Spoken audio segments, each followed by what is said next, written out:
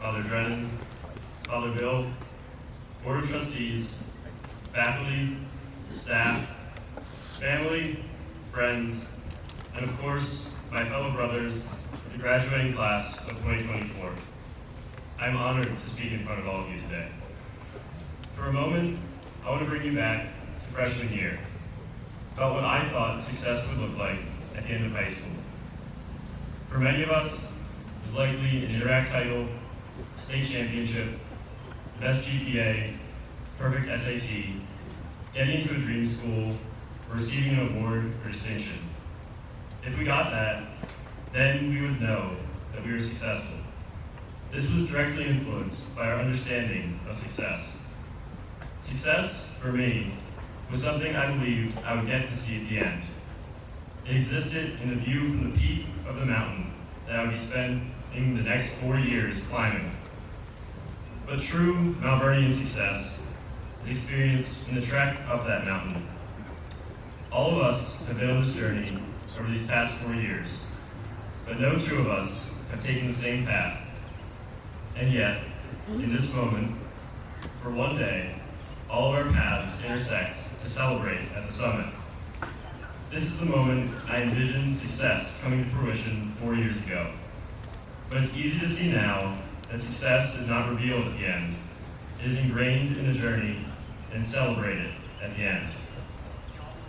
At the foot of this mountain was our freshman orientation. I knew no one when I walked through the O'Neill doors on that hot August day in 2020. I could not see the peak of the mountain, let alone where to take my first step. But we all took it. And that first step, the first success for me, was meeting my first friend at Malvern, Dean DeStefano. From that moment on, I knew I was not traveling alone. None of us were. But the mountain was still daunting, and early on, I thought there was only one way to climb it, because I had seen my brother Zach do it years prior. I saw what teams he joined, the classes he took, and the clubs he led, and assumed this must be the way to climb the mountain. So that's how I started. I was confident that I would reach the summit and be successful at the end. As I trekked onward, I joined the cross-country team, just as he did, where I met some of my best friends, and Mr. Koenig, who has been instrumental in my journey, helping me to become what I was not yet. Not only as a runner, but more importantly, as a teammate, a captain, and a friend. I then joined the Impressions Literary Magazine and Mathletes. I continued to join the same clubs and take the same classes he had, assuming that if I continued to follow this map he had laid out, I would find success at the summit. That was until Dr. Quinn threw a wrench in my plans when he suggested that I join the robotics team. I remember in that moment, all I could think was Zach had never done robotics. But I soon learned that his journey was never meant to be a map. It was a compass that could give me directions, not answers. And in the end, I was the one who needed to keep climbing in whatever direction my passions led me. To forge a path, not to follow one. No one scales this mountain alone. I learned that in orientation, and I have relearned it every day on this campus for the past 4 years. I learned it in virtual homerooms freshman year, when I would log in 10 minutes early, worried about being even a minute late, where I would talk with Mr. Schiller. I learned it in Mrs. Kenworthy's class sophomore year, when I interviewed senior Gabe Siblone, who left me with profound advice that Malvern will open as many doors as you're willing to knock on. If you only knock on one, they'll open one. But if you knock on 10, they'll open 10. I learned it junior year, when I spent a weekend with 9 guys who I'm proud to call some of my best friends on Mecca 137. I have learned it again and again and again and again throughout my time at Malvern. And I am reminded of it, once again, as I look out at the sea of people who have helped all of us along this journey. A few weeks ago, when the robotics team returned from the World Championship, I was speaking with Dr. Quinn, and he said something in the middle of the conversation that struck me.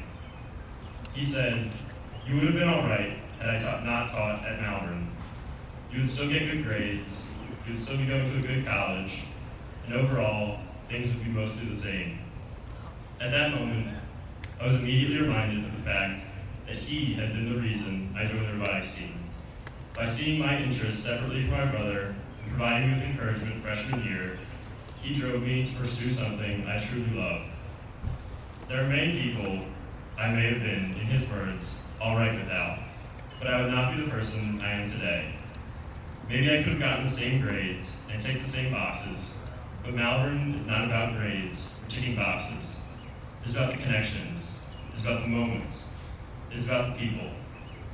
Malvern is the people. None of us would be at the top of this mountain without the people who make Malvern, Malvern. Those championships, the awards, all the things we thought would define our success when we were freshmen were simply byproducts. None of those on their own would mean as much without the brotherhood, without the people we've had the privilege of surrounding ourselves with day in and day out. And none of them would be possible without every friar who sat in the same place that we will today.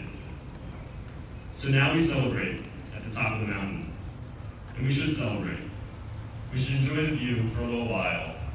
But when this moment passes, we must take up the call of Augustine and not be content with what you are if you want to become what you are not yet. For where you have grown pleased with yourself, there you will remain. Malvern may have been the mountain we were climbing for the past 4 years, but now it is the foundation. This is the foot of the next mountain we will all climb. And we begin that climb today, not waiting for tomorrow to come. Whether that mountain is 30 minutes from home or across the country, the climb starts here on Warren Avenue. Remember that the next success is not 4 years away. It is the next step we are all preparing to take. There is no group of people I would rather start this climb with than my 119 brothers in class of 2024. I love you all, and I'm proud to call you my brothers. Thank you.